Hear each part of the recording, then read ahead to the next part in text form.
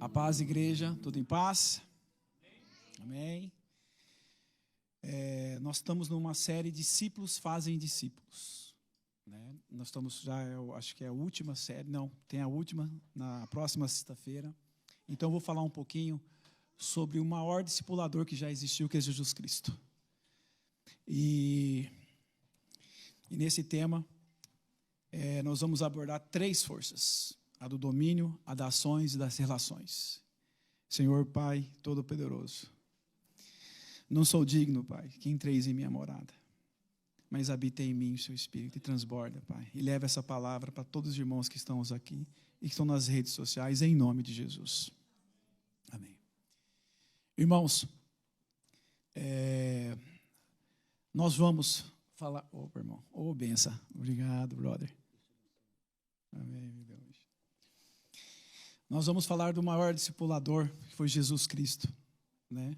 A sua influência, ele com 12 apóstolos, a influência dele foi tão grande que ele mudou o mundo, ele dividiu o mundo na sua existência antes e depois da vinda dele. Tamanha. E longe de ter uma equipe perfeita, né? De ter um time perfeito, todos eles com lutas, né?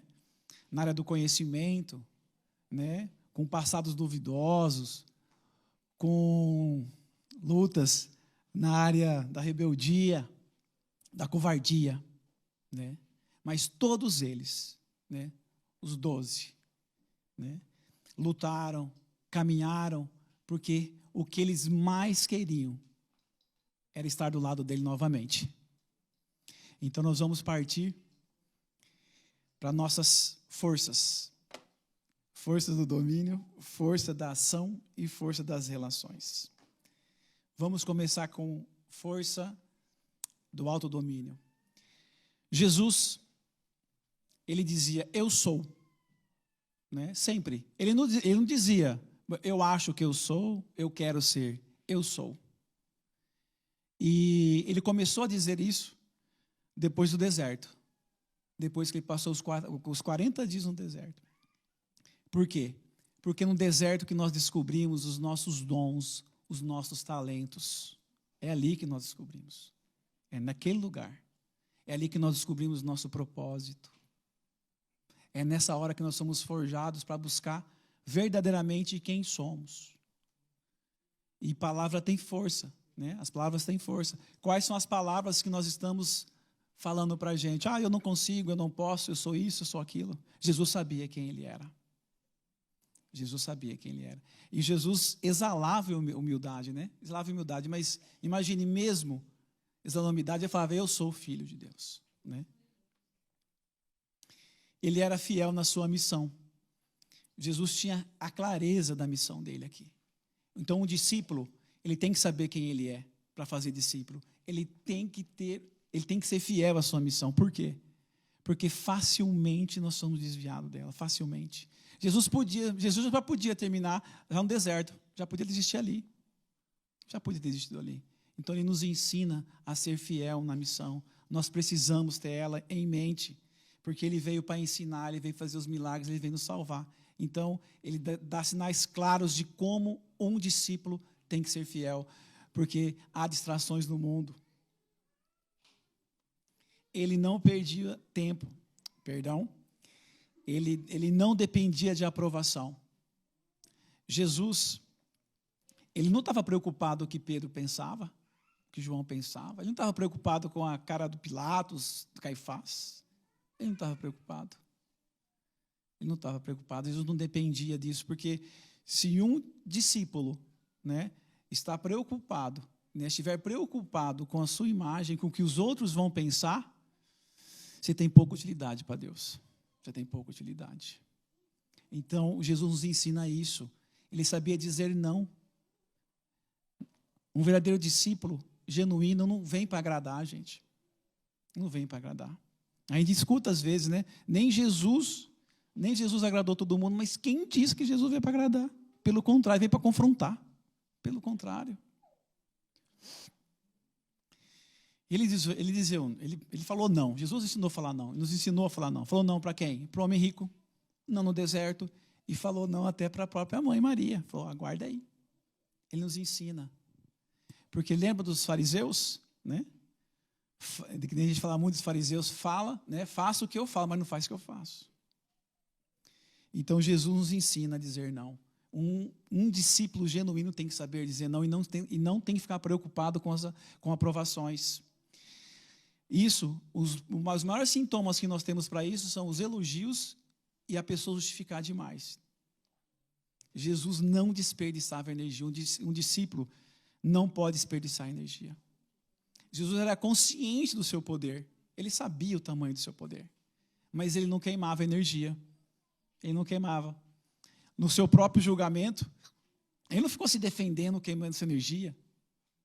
Ele sabia qual era o seu propósito, ele sabia qual era a sua missão. Então, quando a gente tem claro isso, a gente não queima energia. Ele era tão consciente da sua energia que a mulher de fluxo de sangue encostou nele, opa, saiu energia. Saiu energia. Então, Jesus tinha consciência da energia. E um discípulo tem que ter consciência. Muitos discípulos têm agendas de compromisso, mas tem que ter agenda de energia, gente. Tem que ter agenda de energia. Não adianta ter a agenda lotada e chegar nas reuniões, chegar no treinamento, cansado. Então nós temos que ter nossa... Jesus entendia isso e nos ensinou isso. Jesus mostrava gratidão. Um discípulo tem que ser grato. Eu falo que grato, para a gente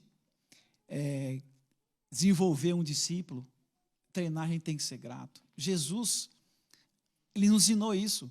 Antes de pedir para Lázaro levantar, Jesus agradeceu a Deus por ouvi-lo. O próprio Deus abriu o céu lá em Lucas 3:22, falou: Tu és meu filho querido, e me dá muita alegria. Agradecer, gente. Nós temos que agradecer. Um discípulo genuíno tem que estar com isso no coração. O agradecimento é o óleo da engrenagem.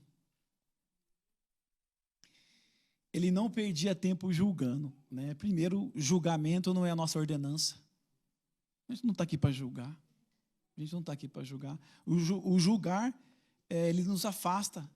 Então, um princípio de um discípulo, para fazer discípulo, é evitar os julgamentos. E quando evitar, pedir perdão. Nós não estamos aqui para julgar.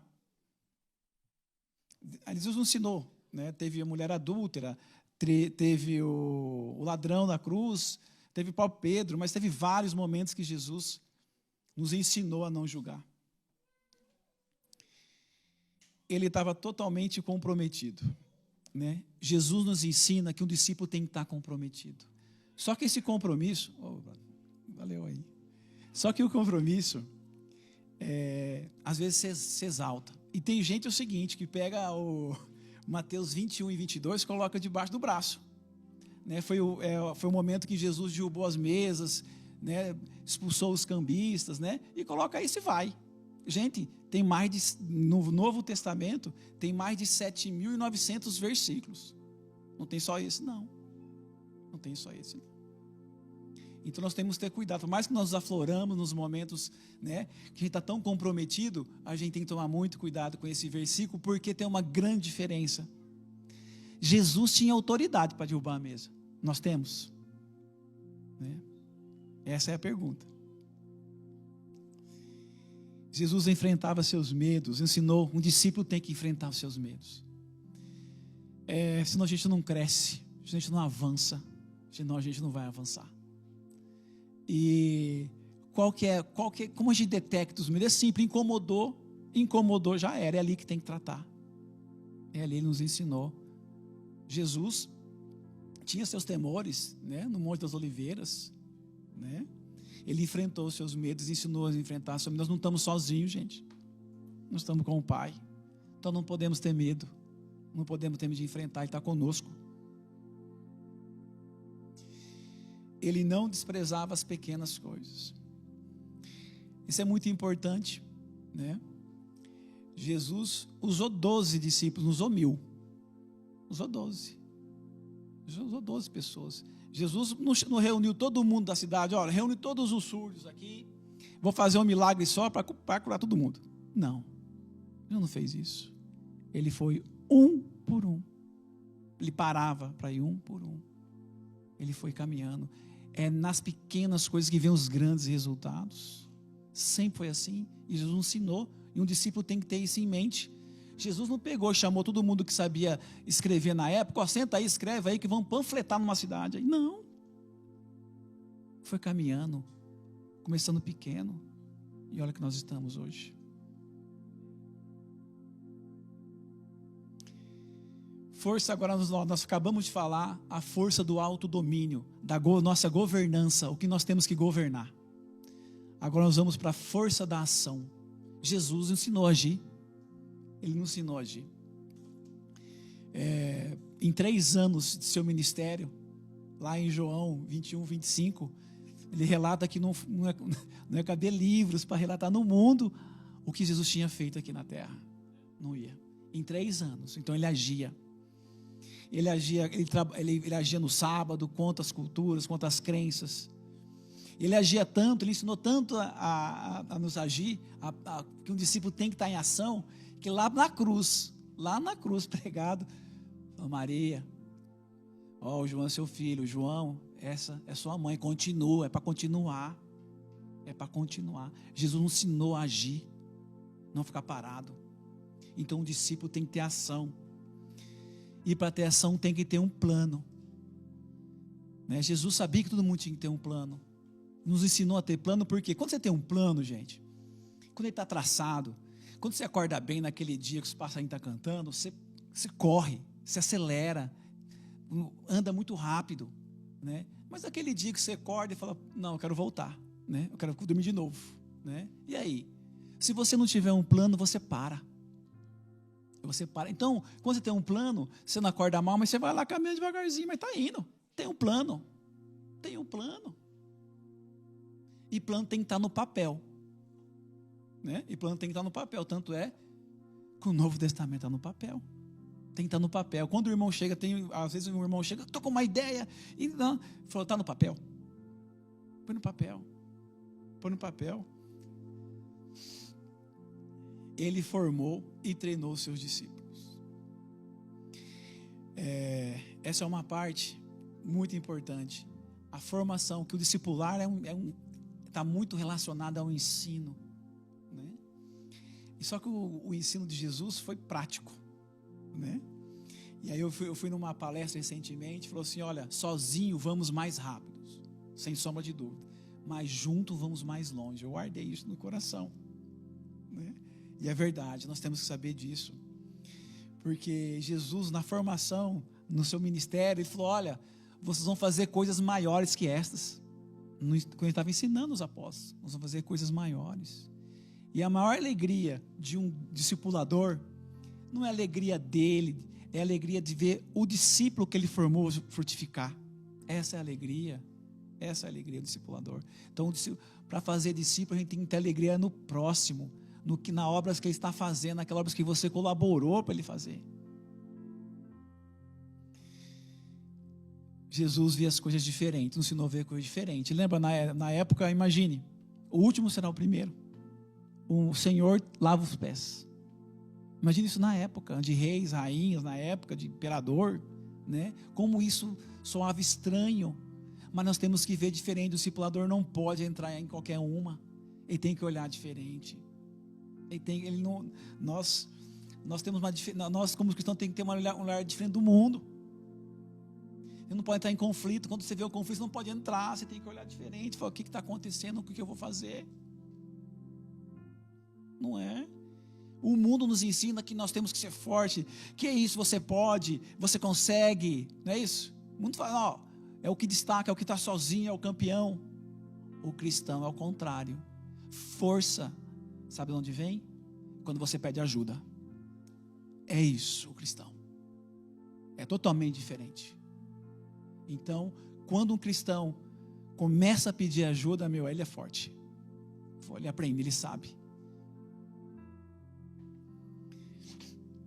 Imagine, Jesus não era exatamente o que as pessoas esperavam de um líder. Não era isso? Não. Veio lá de Nazaré. O que pode vir de Nazaré? Um filho do carpinteiro. Os zelotes já estavam esperando o Messias guerreiro para lutar contra Roma, né? Então, assim, Jesus não era nada e Deus, é aí que Deus nos surpreende. É aí que Deus nos surpreende. Então nós temos que olhar sempre isso, gente. As surpresas de Deus nos impactam. Davi, o exemplo de Davi, tem um Davi também, né, que tinha todos os irmãos lá. Então sempre um discípulo nasce daquele que você menos espera. Isso é quase default. Ele serviu o melhor vinho, ele era a bênção.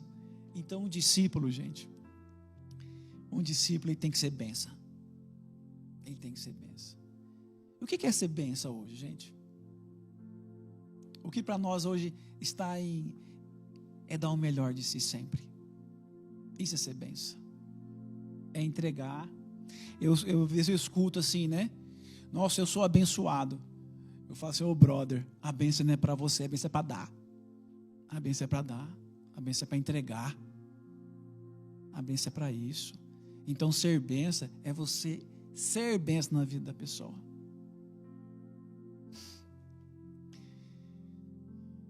Agora vamos nas forças da relação, né? Nós acabamos de falar força. Estou sentando esse lado demais aqui, vou devagar agora. Nós falamos da força do autodomínio, força da ação. Agora falamos da força das relações. Ele olhava as pessoas com amor. Esse é o exercício maior do crente, né? do cristão, é olhar para tudo com amor. Olhar todas as pessoas, todas, sem exceção. Sem exceção. E é difícil, né? Porque a gente tem nossa história, nossa criação. Às vezes a gente é inclinado a amar certos tipos de pessoa, né? Algum tem mais facilidade de amar o irmão mais simples, o outro mais bastardo, tem. Mas tem que amar todos. O que mais me chama a atenção nesse mês de junho, que é um tal do mês do orgulho, é ver os ataques, né, aos homossexuais. Falei, eu volto lendo a Bíblia de novo. Falei, eu tenho que ler a Bíblia de novo. Não é assim, não é desse jeito, nós vamos trazer eles. Tem que ser com amor. É para discordar, temos discordância, mas é para discordar com amor, pô. Não podemos. Quando você ataca, quando você causa polêmica, é para si. Aí você sai em todos o YouTube, aí você sai em todos o Instagram, na mídia. É para a polêmica, não é de Deus. Deus é referência. É para ser referência, não é polêmica, não. Então nós temos tudo com amor, gente. É tudo. Ele dizia assim. Pô, acabou de falar lá que nós temos que falar não, né? Nós temos que falar não, agora tem que falar sim. Né? Só que esse sim aqui, eu vou dar um exemplo que é mais fácil explicar ele. Esse sim, sabe aquele sim que você chega em casa cansado, né? Você chega cansado, a hora que você vai sentar no sofá assim, ó, o telefone toca. Aí uma irmã, pô, irmão Éder, eu estou precisando que você dê um pulo aqui em casa. O sim é da renúncia. Esse sim é da renúncia. Então Jesus falava assim, mas é o da renúncia. O não que eu falei lá atrás é para a gente não se autoglavanguear, não, é para a gente não se dispor. Mas esse sim é o sim da renúncia. Jesus era transparente, né? Essa questão de ser transparente está muito ligada à confiança. Jesus se emocionava, Jesus chorava. A gente tem que ser transparente, mas nós vivemos num mundo tão caído e corrompido, como é difícil confiar. Como é difícil confiar, como é difícil se abrir. É muito complicado hoje. E eu posso falar por mim, eu tive uma experiência de confiar muito forte. Aí eu confiava em todo mundo. Eu tinha uma frase assim, eu confio em todo mundo até que prove ao contrário. Adivinha? Só paulada, né? Uma hora ia chegar. E depois eu falei, não confio mais em ninguém. Aí eu fui para o outro lado. Eu não confio mais em ninguém. Guerra é guerra, já que assim, guerra é guerra. Só que aí Deus vai trabalhando. Tem que deixar. Tem que deixar. E aí eu fui entendendo que a minha total confiança, minha confiança genuína tinha que ser em Deus, tinha que ser nele. Porque aí sim eu tinha liberdade para confiar nas pessoas. E essa liberdade é uma liberdade que não é para confiar no primeiro que aparece. Aí muda tudo. Muda tudo. Então eu tive que aprender isso. A confiar de novo nas pessoas. ele perdoava. Perdoar é default, eu falo default em inglês, que da tecnologia, é um padrão. Perdoar é padrão, pô. Né? Perdoar. Mas perdoar é fácil. Gente, por que perdoar não é fácil? Porque fere a gente. Mas você tem que pensar o seguinte, um discípulo genuíno, ele tem que pôr isso no coração, sabe por quê? Porque você já viu alguém errar não fazendo nada? Não erra. Não, a pessoa não erra, se não faz nada, não vai errar. Como você vai perdoar um cara que não erra? Não faz nada. Então, o perdoar é um movimento da outra pessoa tentar. É o movimento da pessoa tentar. Então, nós temos o discípulo, ele tem que pôr em mente isso. Né? Lá em casa eu até brinco, 70 vezes 7. Eu já aprendi o 70 vezes 7. Né? Então, quando eu erro, eu chego lá, ó, amore, 70 vezes 7. Né? Agora ficou fácil para mim isso. Gente, e outra marca, ele envolvia os seus discípulos. Né? O que é envolver os discípulos? É deixar eles participarem. Você já viu um gramado?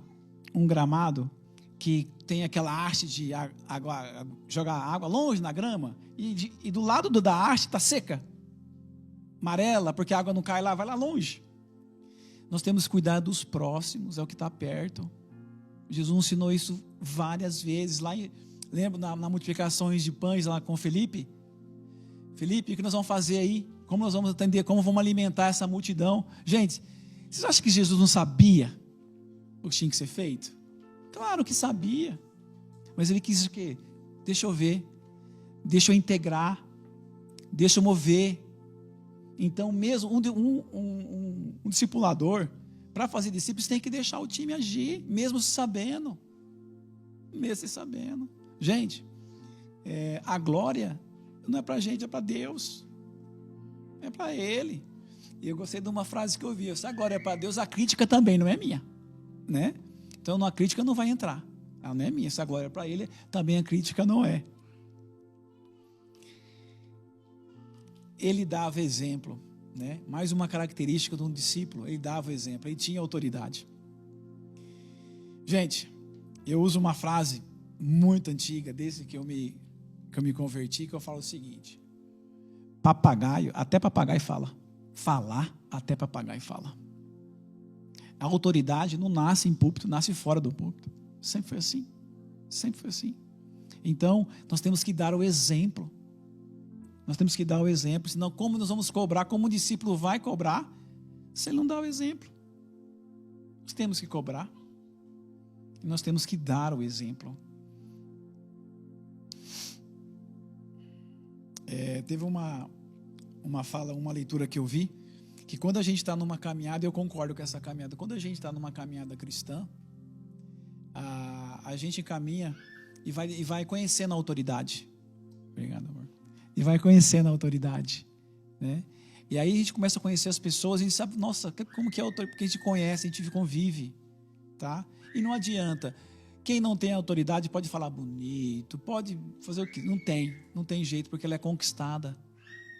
E o Pai ajuda a conquistar.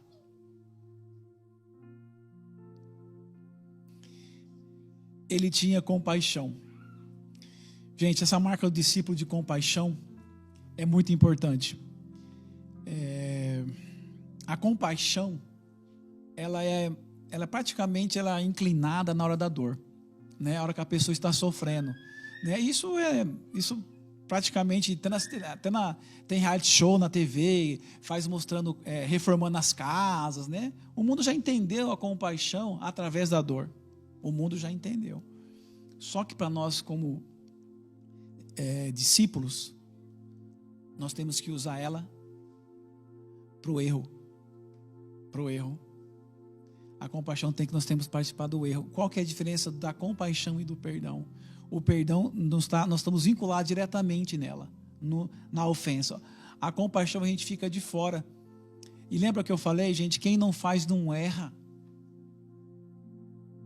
Quem não faz não erra. Então a compaixão é justamente para a gente perdoar nesse momento, colocar um lugar do outro.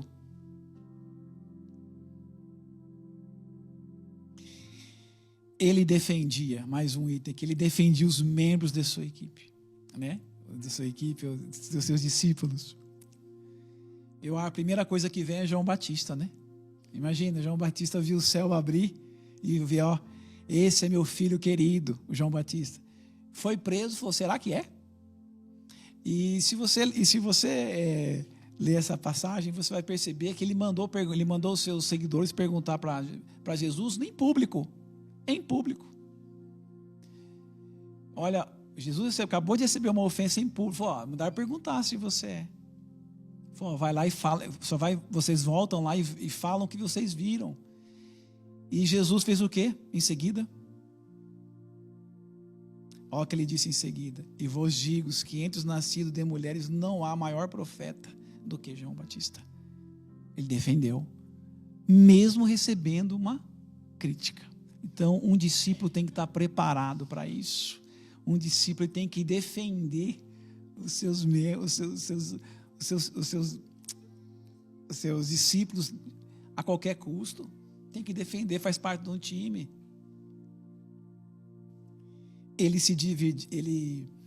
Outro item é, ele se divertia, né? Ele se divertia com os dele.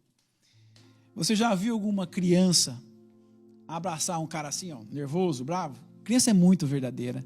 Criança tem um imã com pessoas, né, mais sorridentes, mais alegres, fala e conecta. Então Jesus deixou claro isso quando teve uma passagem que as crianças foram abraçar. Então nós temos que comemorar. Jesus nos ensinou isso. Nós temos que fazer isso. Nós temos que comemorar.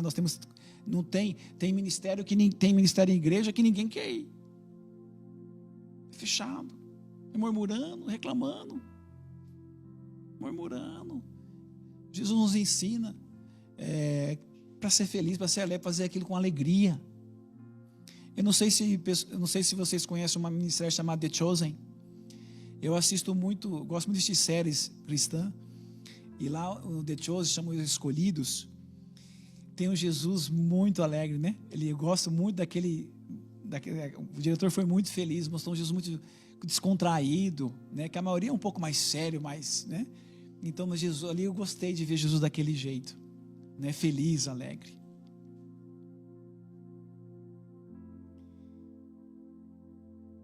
Bom, agora vamos no último, né? Já estou encerrando já. Eu achei que ia demorar e acabei acelerando muito. Gente, o último item de um discípulo, para fazer discípulo, ele via as pessoas com sua maior realização. Jesus, a única coisa que ele deixou tangível, deixou, né, palpável, que era físico, foi uma cruz e roupa cheia de sangue. Foi o que ele deixou. Que era físico. Muitas pessoas, né? Jesus, um carpinteiro. Eu também concordo que é um carpinteiro, mas um carpinteiro de vidas humanas. Ele era um carpinteiro. Porque ele sabia, gente. Ele sabia que a maior coisa tangível que ele podia deixar eram as pessoas. Ele via isso nas pessoas. Aí você fala, quanta coisa eu disse aqui para ser um discípulo, né? Quanta coisa eu disse aqui, né? Força do autodomínio, autocontrole, força da ação, força das relações. Quantas coisas eu disse aqui. Mas sabe o que a gente tem que fazer para ser um discípulo genuíno? É deixar. É só deixar. É só você aceitar. É só você entender que Ele vai fazer tudo, gente. É Ele. Entrega é para Ele os seus sonhos, os seus projetos. Porque o que vem dele é infinitamente maior. Então esse é o nosso chamado. Discipular, frutificar, gente. Eu gosto de falar o seguinte, nós estamos em uma outra terra, né? Tem muito migrante aqui, né? Deus não tirou você de uma terra e pôs para outra para não frutificar. Nós temos que fazer nossa ordenança. Nós temos que seguir o que Jesus nos ensinou, que é fazer discípulos. Muito obrigado, Senhor Deus, Pai Todo-Poderoso. Muito obrigado, Pai, por ter me usado aqui, Pai, nessa casa do Senhor. Em nome de Jesus, amém.